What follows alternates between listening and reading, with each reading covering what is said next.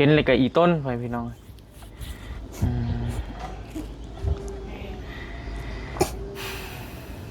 จากแนวซิวาและพอพี่น้องเหตุการณ์แนวนี้กินฮอดนะกินตั้งกินฮอดลูกกินฮอดก็กีดกันไปบ่ได้ไปบ่ได้ก็ชบตามเงาไม้แถวนั้นแหละเป็นอะไรนะฮะเอามันไปครับบอกก่อนตามใจสู้ๆไอ้สู้ๆโอ้ยไว้พี่น้องกับบาปเด้เนาะกระบาดอะไรดูลูกก็ได้เข้าใจโอ้คนเป็นพ่อได้บ่ยาวก็ได้คือเจ้าเนาะเจ้าก็เคยผ่านจุดนั้นมาเห็นบ่แต่ว่าแม่นแต่ว่าสาวท้องบ่ได้กีดกันแบบนี้ไปหามาหาสู่กันได้ยังเว้าจ้ากันได้เนาะเจ้ากับสาวทองก็ยังแบบยังหยอกยังกันได้นะพ่อพี่น้องได้อยู่เฮาบ่ได้อยู่ในจุดนั้นก็เฮาเป็นหมู่ที่ดีกันได้เนาะเป็นความหักมันหลายแบบพ่อพี่น้องอดเอาไอ้อดเอาเห็นเอาได้ซะ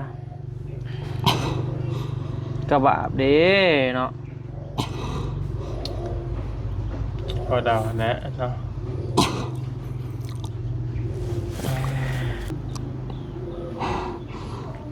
ไปหาลูกพิษเนาะจากความว่าไปพี่น้อง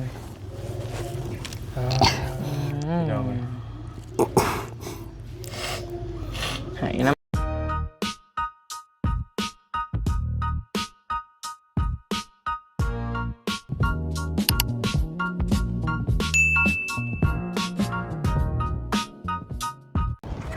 โอเคไปพี่น้องพอดีมื้อนี้บอบบี้เดินทางขึ้นมากับไอ้ยาวเนาะสบายดีเด้อสบายดีโดยผ้าข่อยมายังกันนี่ก็สิมาเบิ่งนี่แหละเพราะว่าซื้อผ้ากระจาดมาให้เพิ่นแต่มื้อนั้นแหละพ่อพี่น้องว่า FC หลายคนก็อยากเห็นว่าเฮือนในหงเฮ็ดละบ่นะบอบบี้ก็เลยว่าขึ้นมาเบิ่งแล้วก็เอาเครื่องของมาให้น้องทรายนำพอดีมีทางแม่ใจดีฝากมาแต่ทางฝั่งไทยพุ่นกระตานั้นรถดิ้นออกคือเก่าหน่อยเป็นอะไรนะมันเป็นยังไปจอดบ่เมื่อประเด็นที่แม่ขับบนก่อนเนาะโดนี่แม่ใจดีจากทางฝั่งไทยพูดที่ว่าเพิ่นฝากเครื่องฝากของมาให้เสื้อผ้าตลอดนั่นแหละเลยก็เลยกับเป็นสีวุ่นๆเนี่ยคือว่ามีสั่งจอกสั่งจับเป็นยังกันบ่ก็เลยอยากขึ้นมาหาน้องทรายแหละพอพี่น้องเห็นคลิปเลยก็กระบาบสายฟ้าที่ว่าในใดพอดีมาแหวเบิ่งนี่แหละมากะยังบ่ทันเฮ็ดเด้อพ่อแม่พี่น้องเด้อโดยครั้งแรกบ่นี่แหละอันนี้ว่าพอโดยเดี๋ยวขอไปทางในปะ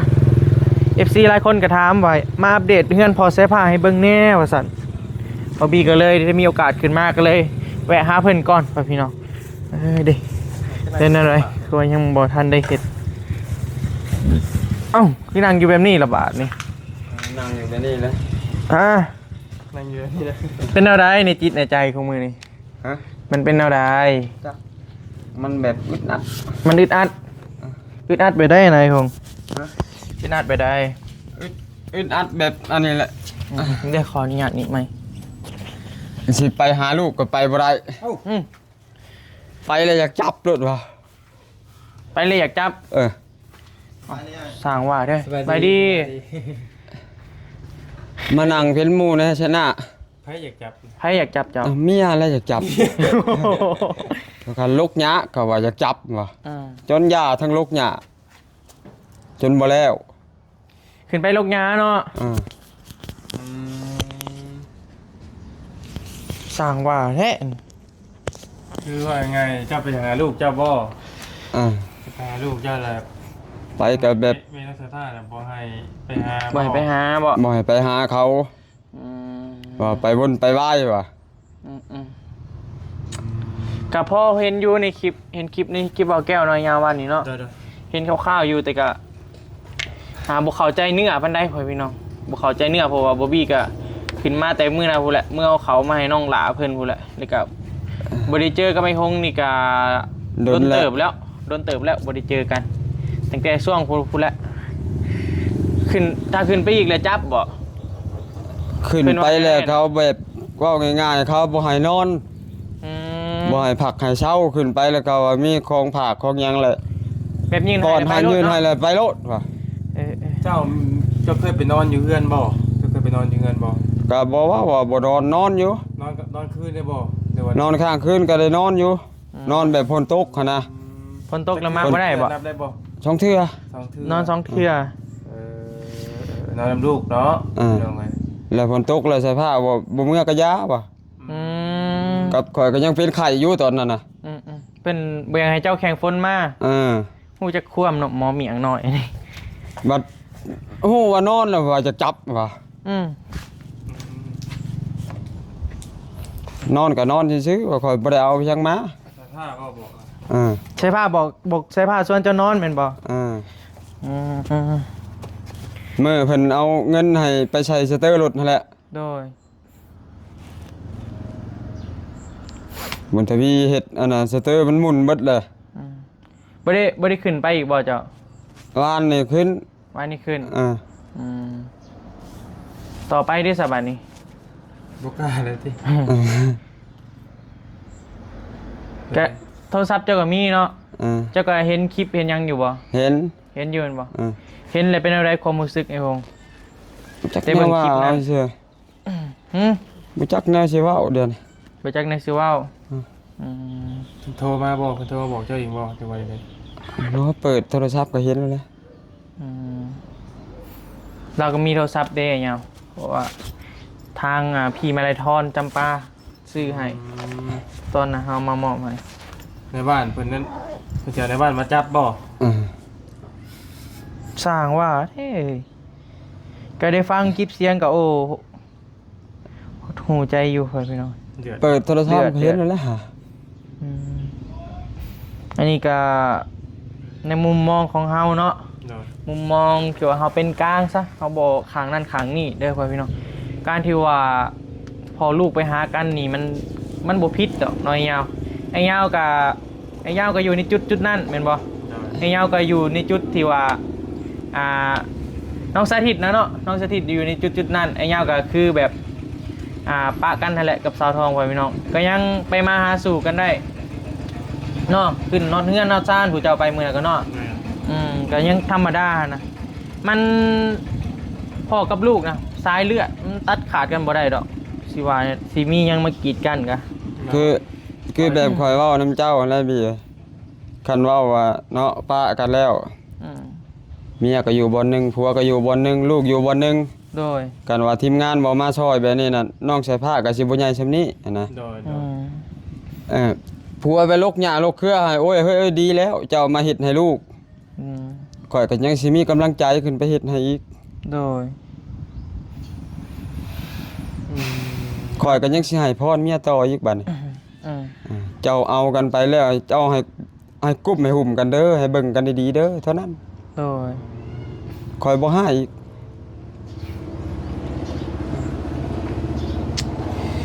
สิว่าในใดบ่จักแนวสิว่าหน่อยยาวเนาะ จังได๋สิว่า จักแนวสิว่าพ่อพี่น้อง คือบ่มีเห็นนั่นแหละมีหยังมันแบบเป็นหญ้าเป็นเครือขึ้นค่อยขึ้นไปค่อยก็บ่ได้อยู่ซื่อ อืม กลับไปเยี่ยมลูกเนาะพี่น้องเอ้ย โดย ๆพื้นบ่มีก็ใส่กระสอบขึ้นไปชงให้วานนั่นก็ดิ เพิ่นตินี่เพิ่นติหยังไอ้ตึกหลักเลยนี่ จังหวะนี้นะเขาก็บ่ฮู้คือกัน ติที่เจ้าไปนอนนี่บ่ตัวนี้บ่ พี่น้ำเจ้าไปนอนบ่หรือว่าในใด ข้อยก็บ่เข้าใจ ในเหตุการณ์มื้อนั้นหั่นฝนตกแม่นบ่ อ่า ฝนตกแล้วเจ้าก็เป็นไข้ เป็นยันเงินเพิ่นบ่พอ อืม เพิ่นสิไปแปลงเปลี่ยนหน้าจอโทรศัพท์ใส่ผ้าเด้ อืม แล้วเงินเท่าใด4,500,000แล้วอ้ายแล้วเอาไปแล้ว100,000 อืม ว่าใส่เป็นหยังใส่เปลี่ยนหัวเทียนรถจักรนี้แล้วก็ใส่น้ำมันนั่นว่าเบิด100,000แล้วแต่ยันเงินเพิ่นบ่พอบัดนี้มาบัดหมู่ข่อยเพิ่นเอิ้นเด็กเขาหนาวอยู่เยือกแล้วก็ตูบ่จักเฮาตัวเองเป็นไข้ซับ อืม แล้วขึ้นไปแบกเข้าบัด กินไปแบกเขาว อ่า แบกเขาวแล้วเราขึ้นพาลูกชายต่อบ่ บ่ลงมานอนอยู่ในนี้มื้อเช้ามาขอยก็ยืมรถเฮือนบ่อนข่อยสากโทรศัพท์หั่น อืม เข้าไปเปลี่ยนหน้าจอบัดนี้ อืม 3,700,000 เงินเบรกเขาได้เงิน200,000แล้วค่อยเอาแต่50อืม ก็ให้ใส่ผ้า1,500เอาไว้รถเจ้าย่านบ่พอโทรศัพท์เจ้า คุณทวีไปใช้สารบ่ ว่าไปชงคืนแล้ววะเดี๋ยวนี้น่ะข่อยก็บ่ได้ขึ้นไปใกล้เลยเช้านี่ก็ดิบ้านนี่ก็ว่าใส่ผ้าว่าบ่อยู่เป็นหมู่เฮาบ่จักหน่อยข่อยอยู่บ่ได้ใส่ผ้าก็ค่อยได้ยินแบบนี้เลย เด็กน้อยเนาะไอ้ยาวเด็กน้อยมันบ่มีหมู่เด้ ขาดความอุ่น ขาดความอบอุ่นมันเด็กเขาต้องการความอบอุ่นจากพ่อจากแม่ขนาดเฮาไปนี่ใส่ฟ้ายังอยากให้นอนน้ำเนบี้นอนน้ำเนบ่เมื่อกะยามื้อนี่อย่างประมาณนี้นะฟีลมันแบบว่า เขาต้องการความอบอุ่นจากเฮาหั่นนะมันจะเป็นแนวนั้นได้เด็กน้อย เขาต้องการความอบอุ่น เที่ยวลงมาเลยคันเขาบ่มีบ่อันนั้นเติมมาบัตรให้แฮงเต็กเงินก็คือว่าเอาแหละเดือน500ช่องคนแม่ฝากมาให้มันสิกุ้ม แม่พามาให้ลูกกันเลยนะ500ถ้าถามบ่มีได้บ่มีกับสายผ้าคือว่าได้ล้มกันข้างในบ่ว่าเดือน500แม่ฝากให้ พอได้ยินอยู่แต่ก็บ่ฮู้รายละเอียดปานใดเรื่องเงินเรื่องคำบ่ฮู้นำ เดือน500ขอมันสิกุ้มเดือน500ช่องคนไล่ใส่ว่าหมู่เก็บหมู่กำนำเงิน500น่ะมันบ่กุ้มกินอยู่เดือน500น่ะบ่กุ้มได้สองคน บุกุ้มแล้ว ฉันก็บ่ขอนะบ่มีดุแล้ว อืม คันเรากุ้มเราบ่ขอเรากุ้มนี่เราสิบ่ขอ เติมให้ตลอดอยู่สายฟ้าแชทไปหาก็เติมให้เฮ็ดเอาได้ซะพอบี้บ่ได้ขึ้นมากก็ติดต่อหาน้องเพิ่นตลอดอยู่พ่อพี่น้อง จนโทรศัพท์เพิ่นตาย มันบัดเบิดก็ขอแล้วก็บ่บี้ก็เติมให้ก็บ้ามันแหละเฮ็ดได้บางมื้อก็นอนคนเดียวสิว่าแน่ใดพอได้มีโทรศัพท์เป็นหมู่นั่นแหละ กับแมวแหละ ถ้าบ่มีโทรศัพท์มันก็แนวหนึงอีกอยู่คนเดียวเด้อ้ายก็คือฮู้แหล้วเนาะ ไปอยู่ไปซั่น สู้ๆแหละไอ้หงเฮ็ดเอาได้บ่ได้ขึ้นไปแล้วบาดนี้เนาะ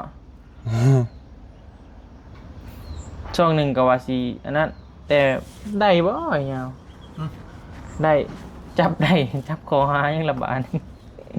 จับข่อยเนาะสมมุติ ได้ จับ เว้ากันแนวใดซะตอนยาห่างกันเฮ็ด ป้ากันก็มีแต่อันนั้นมื้อสิยากันก็ว่ามีแต่เซ็นนำบทบันทึกแล้วเอาผู้บ้านมาได้เนาะว่าผัวไปหาเมียแล้วจับเมียไปหาผัวแล้วจับเขาสิเซ็นนำใบนั่นนะก็บ่ได้เว้าว่าไปหาลูกก็จับก็บ่ได้เว้าอะนะ โดย เว้าแต่อย่างเดียวนั้นพอขึ้นไปตอนน่ะเอาผู้บ้านมาแล้วว่าสิจับข่อยย่างมา เคยสิเพิ่นอ่านว่านมาเพิ่นน่ะบ่ แล้วผู้บ้านแล้วถามทั้งอันนั้นแม่ใส่ผ้านี้แล้วพอใส่ผ้ามาน่ะมาหยังวะมันมาหาลูกมันวะมันมาเนี่ยมันบ่ได้มาอาละวาดนะเฮือนนะซ่านบ่ก็เดี๋ยวมันมาขาพันลันแทงหัวเจ้าบ่เดี๋ยวบ่จักแนวสิจับเพิ่นว่า เฮาเป็นเพิ่นเฮากับจักแนวสิว่าแล้วก็ มันจับข่อยไปจับข่อยเข้าเมืองข่อยก็ตำรวจต้องเขาสืบสวนอยู่แล้วเอาข่อยไปหาลูกก็จับข่อยสิมีความผิดหยังบัดนี้ เป็นอะไรซะ พอบ้านว่าเนาะจับพี่บ้าเท่านั้นแหละสิจับมันก็ดีกว่าบ่จักแนวสิจับให้วะ เทื่อที่แล้วบ่ อ่า อันดินนี่เฮือนเนี่ยท่านหลังนี่ของไผนี่ อันนี้ของพ่อของแม่อันแหละ ของพ่อของแม่เจ้าบ่ อ่า เพื่อนพ่อเพื่อนแม่เจ้าบ่นี่นะ อ่า ท่านเพิ่นไปซื้อตอนนี้ อยู่นะ เพิ่นอยู่นะ อ่า จักปีแล้วเจ้าปีนี่ อายุ42ปี อายุ42ปีจักคนลูกเจ้า ลูกข่อยนี่4คน 4คนคุณทวีเนี่ยผู้ใหญ่บ่ แม่น แต่คุณน่ะ2 อ่า มีแต่แม่น่ะ2เนาะ อยู่แต่เขาน่ะก็2 พี่น้องเนาะกับบ่เคยรับปานใดเฮ็ดมันผ่านพี่น้องเนาะตอนนี้เนี่ยจะอยู่เพื่อนทางไหนตอนนี้ อันนี้บนผาลุอันแหละ ตอนนั้นคือกบขึ้นเข้าบ่ อยู่กับไผ กับน้องชาย อันนั้นบ่ อ่า น้องแท้นี่บ่ แม่น มีครอบครัวแล้วบ่เพิ่น ยัง พี่จะชายโสด ผู้ไปกินนี่นั่น โสด เอาเมียแล้วผมไปกินนี่นะ สวัสดีเพื่อนก็แม่นบอกมากินนี่ น้อง เห็นโรงงานทานน่ะนะ น้องไอ้เท่ผู้ดันบอก น้องลาน่ะ โอ้ยังไม่ครอบครัวนั่นกัน มีแล้วเพิ่นน่ะ โอ้มีแล้วแต่ก็อันนี้กับท่านมี ผู้นี้น่ะยังผู้นี้ มีแต่สายโสด เป็นอะไรคือยังบ่ได้ มาแล้ว เฮ็ดอยู่ไอ้หง อีพ่อว่าสิเข้ามามื้ออื่นเช้าวะ มื้อนี้เริ่มเฮ็ดบ่ ข่อยออกไปกินนี่เด้ FC ก็ถามมาหลายอยากเบิ่งเฮือนนั่นแหละเป็นอะไรไอ้หง บอก ไอ้ เพิ่น หง ว่า เฮ็ดแล้วบ่ว่าซั่น เขามาตอกให้แล้วก็ว่าผามันสิดอกสิเด็กแล้วนะวะ ใครโยกขึ้นเตียงไว้เนาะ เจ้าเฮ็ดเองบ่ได้บ่คือถาคอ ได้อย่ามันตอกพิษแล้วเพิ่นสิหาเว้าแล้วเจ้าเพิ่นบ่มักละจมอยู่บ่อยากไปเซา ต้องถามเพิ่นก่อนเนาะ เพื่อนเพิ่นบ่เพื่อนเพิ่นนะติ ก็เฮ็ดนํกันกับเพิ่นแล้วแต่ข่อยยังน้อยพุ่น ตอนนั้นจะเป็นเฮือกก็เข้าเนาะ เออ เมื่อกี้แต่ก่อนเพิ่นนี่เนาะ เลื่อยไม้ใส่ก็เพิ่นนั่นแหละก็พอแต่อายุ14 ปี นี่ดูแต่รุ่นเอาเสาถากเอากวนถากเนาะ แม่นบ่ แม่นเด้ แสดงว่าโดนแล้วเฮือนหลังนี้เนาะ นอนแล้วถึงรุ่น แต่ข่อยยังน้อยยัง เอาเสาถากได้เห็นบ่ อืม ได้บ่เอากวนถาก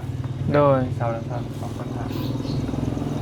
นอนนํกันกับหมาน้อยพุ่นแล้วแต่เก่า เจ้าฮะ มันบ่มีเฮือนเด้ยังน้อยนอนตารางเหล้า อืม พอออกมาพอชวนไปเลื่อยไม้ยกประชาเด็กน้อยนั่นแหละเลื่อย บ่ได้ไปแบกเขาบ่สักคุมื้อนี้ สิแบกก็จะอ่านสิเป็นตอนแรง ตอนแรก บ้านนี่ก็มีชื่อนี่แบก โดย แบกก็ขึ้นไปหาเพิ่นหั่นว่าบ่มีบัตรว่ะ จกเงินให้เพิ่น ถั่วไปจ้างหยังข่อยเฮ็ดเบิดน่ะเขาจะมีงานหน่อยหงเนาะ ไปฮอดพุ่นแหละฮอดบ้านหน้ามื้อน่ะก็ดิ ไปเขาบ่ บ่ไปหาตักเอาหินน่ะเจ้าของนั่นแหละ ตัก แกมทางอ่ะ ตักไม่เห็นยังไงนะ เอาถมห้านเวียดนั่นเด้ อืม ไปกับเวียดนั่นแหละ เพิ่นให้มื้อเท่าได้ไปนะ ไปค่ำแล้ว7:00 น 8:00 น 9:00 นก็มาฮอดบ้านเอง อืม น่ะช่องแสน โอ้ได้ดีแท้เว้ย นักแล้วตักหินเนาะฝนตกก็บ่ได้อยู่เลยไปเลยใส่ผ้าโทนำแล้วอยู่ใช้ หมอน่ะก็ถ่าได้พอขึ้นไว้หายเนาะ เพิ่นลงมาพี่เลยได้ว่างั้น อืมเด็กน้อยเนาะแม่นบ่ยาว หน่อย พ่อกับลูกจักสิว่าแน่ได้พ่อพี่น้อง มื้อซื่อนี่ก็ขึ้นไปยกเงินให้บ่มีบัตรว่ะถ้าว่านี่แหละบ่ได้จกให้เอาไม้ไปส่งว่าบ่มีพื้นดักว่ะ อืม พอดีเบิดงามย่อมตายนั่นแหละแคมข้างผู้ยายนั่นแหละพอดีเบิดกกย่อมกกนั่นแหละผ้าบั่นเนาะเต็มกระสอบ เอาฟืนขึ้นไปให้ลูก อ่ะ บ่มีทานเลยเนาะทาน เพิ่นเบิดทานแล้วอ่ะ ดังฟืน พันสั่น บ่ได้ขึ้นไปกินฮอดแล้วเจ้าก็เนาะ กินฮอดก็อดเอาแล้วกินฮอดก็ให้กิ๊กเอา อื้อหือโทรเอาใครอยู่ยังมีโทรศัพท์ เบิ่งแล้วก็เดือดหน่อยหงเนาะ กุมเบาจะกุมบาเนาะ อันตรายอยู่ บ่กินก็ยิ้มบ่เลยเอาเข้าค่ะ จักปีแล้วจะเลิกกัน 3 ปี 3 ปี 3 ปี4 ปีนี่บ่ เลิกกันฮะ อ่าก ระบาดเด็กน้อยแล้ว อันนี้แหล้วคำพาพ่อแม่บ่ตาย ไปโปรคิดกันใครอยู่เนาะพี่น้อง กันมาพังเบิ้งเดี๋ยวเป็นรถหยอกคือจัก โยมันบ่แม่นที่สิหยอกได้จังเฮ็ดแม่นี้หยอกก็หยอกแต่แนวอื่น เจ้าย่านบ่ ข่อยบ่ย้านนะย้านอันนี้ดอกนั่น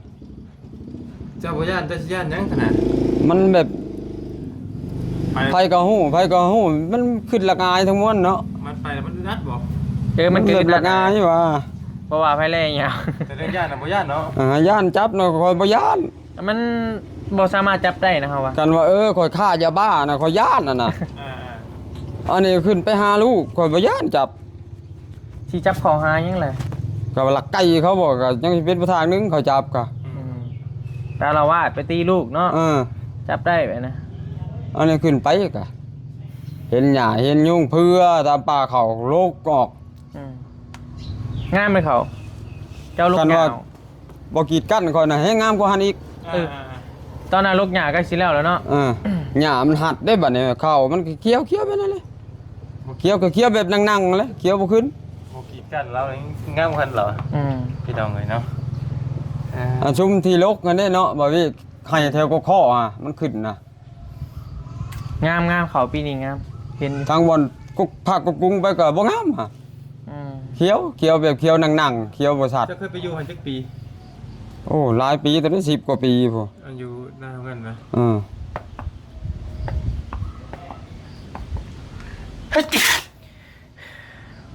แล้ว หน้าทางในหน้าแก้มห้วยก็จนข่อยป้านคันเบิดกลับลงมาบัดนี้เจ้าคือว่าเอานะแปะไปเลย แต่วันนี้เป็นอะไรจะยังสิขึ้นไปอีกบ่หรือว่าหยุดก่อน เงินจุดกันวะ หยุดก่อนบ่ แล้วแต่ว่านะจักสิได้ใดจังวะ อดบ่ได้ต้องกินหอดลูกเนาะหมอน่ะสิลงมาอีกขอบ่ขึ้นไปหา บ่โดนดอกบ่เกินดอก2มื้อ กินข้าวแล้ว กินแล้วลงไปกินอยู่หน้าต้มหน่อไม้แน่ป่นปลา โอ้ อืมได้กินของแซ่บมื้อหน้าโทรไปหาเฮาสิเอาหอยให้เพิ่นว่าเอาหอยไปใส่มื้อน่ะ หอยมันเอาขึ้นไปที่พี่บ่ เตอจะถามมาว่าเอาบ่หอยอ่ะ หอยข่อยก้านนั่นนี่แหละกับสายผ้า การกับลูกชาย อ่า ไปก้านอยู่แซ่นน่ะ ลงไปทางหน้าบ่ เอาใส่ผ้าไปน้ำเจ้าอ่ะ ไปกับเพิ่นนั่งอยู่เที่ยง อืมใกล้บ่นาเจ้าใกล้บ่อยู่ไส ก็บ่ไกลไปได้ บ่ใกล้ปานใด อ่า สู้ๆแหละไอ้หงเอ้ยเห็นแล้วได้ซะ ไม่ได้ห้าที่ขึ้นไปต้องใช้ผ้าก่อนได้บันเดี๋ยว โดย เอาเงินเรากันเอาบ้องเงิน เนาะสิเสียดอะไรหน่อยหงเนาะกระบาดสายฟ้าแล้วก็ได้ เห็นเลยก็อีต้นไปพี่น้อง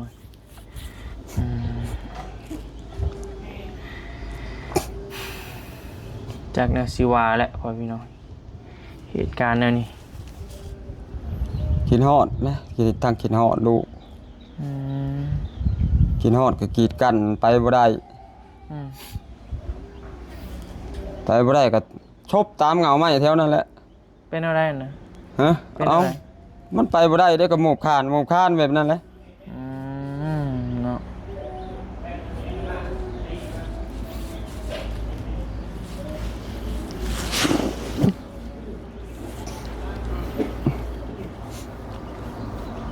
สู้ๆอะไรไอ้หงเห็นแล้วได้ซะ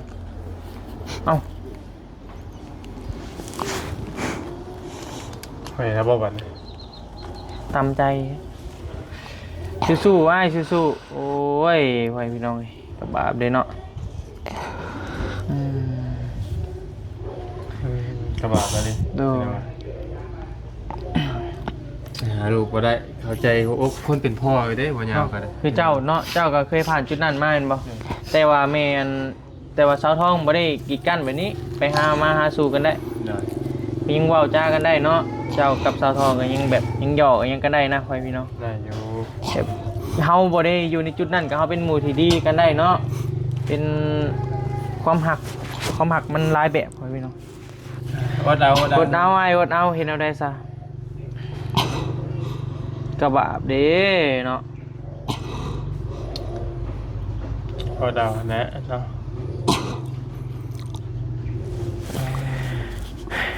ตามใจเด้พ่อพี่น้องบ่ให้ไอ้หงบ่ให้อดเอาสู้ๆอะไร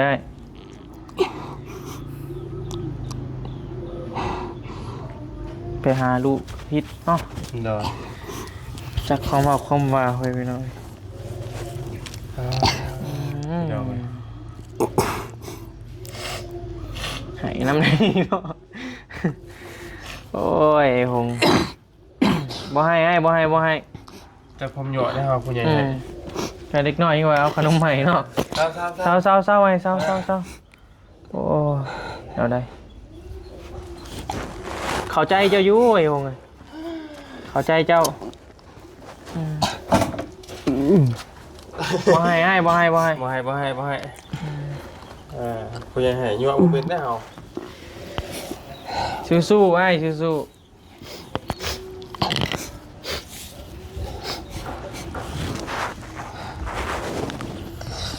จากแนวสิว่าเลย อ่ะสาวดิ นี่แต่นั้นอะไรเด้อพงเด้อเดี๋ยวสิอันสู้ๆเอาแหละขึ้นไปเบิ่งทางหน้าก่อนมีแต่เอาเงินไว้อันให้ซื้อของอยู่ของกินนั่นแหละได้เด้อ เอาบ่เงินเลย โอ้ยไอ้พง ไม่ใช่สูบเลยบังกัน ให้เด้อ30เด้อ ขอบ สู้ ใจ ๆสู้ๆไอ้พงเลย เริ่มกันก็ได้ซื้อสูบสักช่องก็ได้ช่องอยู่ เป็ ที่ นอะไรกับพ่อพี่น้องเอ้ย สูบละเท่ากับอาจารย์อะไรมัน ใช่เนาะเฮ้ยพี่น้องเลยเฮาจักเฮาอยู่บ่ แล้วก็ฮู้มานี่แหละ อ้าวบ่ได้เบิ่งเฮาอยู่บ่ เบักนะ เบิ่งแต่ว่าบ่ซื้อบ่ เฮาชื่อว่าบ่ยาวเด้อ โดย ชื่อบ่ยาวพี่น้องเอ้ยพี่น้องน้องสายฟ้าน่ะที่ว่าจุดเริ่มต้นนี่แม่นบ่ยาวกับบ่ดีกับบ่ได้พี่น้องเอ้ยที่เป็นพ่อครั้งแรกเฮานี่แหละกับบ่ยาวกับบ่ดีมื้อนั้นขึ้นไปเซโปน โดย ก็เลยจุดกำเนิดก็ได้ไปถามเบิ่งแต่ว่าเนาะแต่ว่าแรกๆน้องเพิ่นยังบ่ได้เปรียงปังอะนะ โดย น้องเพิ่นสิมามีชื่อเสียงเริ่มมีคนรู้จักหลายในตอนที่ วัก2เนาะ ล็อกซองตอนที่น้องเพิ่นอยู่ผู้เดียว โดย อีดีเรื่องจริงชีวิตจริงเฮาก็คือกันปะเมียกันกับเจ้านี่แหละแต่ว่าทางแม่เพิ่นก็บ่ได้ว่ากีดกันอหย่างดอกเนาะก็มีบ้างพี่น้องเป็นน้องอย่างมีคือกัน แต่ว่าบ่ขอเว้าซะบ่ยาวนะพี่น้องเอ้ยมีคือกันแต่ว่าบ่ได้มีคือกันเนาะมันก็มีแนวอยู่น่ะเนาะแต่บ่ยาวก็เว้าบ่ได้คือกันพี่น้องเอ้ยเนาะนั่นเด้อซะเด้อ โดย สู้ สู้เด้ออยู่ดีมีแฮงเด้อ โดย สู้เลยหงเด้อเฮาซื้อบ่ยาวเด้อ ๆ เฮาคือการลูกผู้หนึงทำกันกับน้องบุญทวีนี่ลูกเฮาน่ะ ง่ายเติบแล้วเนาะ ใหญ่เติบแล้วแต่ว่าแต่ก็มีเฮาก็มีครอบครัวใหม่บางอันบางอย่างก็เฮ็ดก็มีขอบเขตของมันคือกันเนาะคือแต่ว่ามันบอกคือคนละอย่างกันคือไอ้หงบัดเราบัดลูกบ่ได้อยู่แม่คือยิงบ่ได้อยู่สินะ โดยมีแต่ลูกอยู่ มีเยี่ยมลูกแต่บ่ย่าแม่ก็อยู่ลูกก็อยู่แหละ ไปได้คือกัน ไปได้อยู่แต่ก็ต้อง ขอบเขต ต้องขอบเขตขออนุญาตคือกันนะ โดย เพราะมันว่าเฮาสีดวงเขาไปได้แล้วก็บ่ได้คือกันนะมันก็มีขอบเขตของมันคือกันเนาะคือใช่บ่ยาวขึ้นไปปุ๊บบังบ่ได้คือกันนะมีขอบเขตคือลูกชีวิตมาหาบ่ยาวอยู่เฮือนอยู่ซ่านนี่ก็ยังยากคือกันได้บ่บีมัน โดย มีขอบเขตอย่างไรกันนะ โดย เนาะทั้งบ่ยาวน่ะบ่มีปัญหาเราแต่ว่ายันทั้งเพิ่นนั่นแหละเนาะนั่นเด้อหงเด้อ โดย ไปป้าก่อนอยู่ดีมีแห้งสู้ๆมื้อหน้าสิมาเยี่ยมมายามเมืองใหม่เด้อ โดย ไปอยู่ดีมีแห้งพี่น้องช่องบ่ยาวเนาะ สู้ๆไอ้หงเด้อไปพาเขาไปงานเบิ่งเฮือนได้ปะเดี๋ยวสิมาเบิ่งเด้องานซานอายเพิ่นแต่ว่าบ่บี้อะซื้ออนำมาให้แล้วพากระจาดนี่สังกะสีอยู่ไสอ้าย ได้เทิกนะ อยู่เทิงบ่นี่ประมาณนี้พ่อพี่น้องเฮือนเพิ่นเด้อซื้อสังกะสีมาพอดีพอน้อยกับแม่มันธนาเพิ่นฝากเงินมาซื้อมาแต่โดนเติบแล้ว แต่ว่าเพิ่นยังบ่ทันได้เฮ็ดนะยังถ่าพ่อบ่ตัวละ10,000บ่แล้วสังกะสีไว้อยู่เทิงซื้อมาครบไปแล้วสังกะสีเล็กตะปูอะไรต่างๆนั่นแหละสิเปลี่ยนตัวนี้เปลี่ยนนี้กับพากระจาดพ่อพี่น้องแล้วหน้าเลยเด้อหงเด้อกลับปะก่อนสู้ๆโอ้ยพ่อพี่น้องเห็นเลยกันนักอยู่จากแนวสิวาแหละบอบบี้กันต้องไพ่บ่เจอกับตัวเองนี่บ่เข้าใจพ่อพี่น้องเจอกับตัวเองจึงสิรู้สึกความรู้สึกแบบนี้มันตามใจได้พ่อพี่น้องจากแนวสิวาโอเคปะสำหรับคลิปนี้ลำลาเลยเด้อเนาะจังได้ก็ขอบคุณหลายๆที่ว่าติดตามและก็ให้กำลังใจบอบบี้มาเลยตลอดสำหรับคลิปนี้ไปก่อนบ๊ายบายสบายดีเด้อ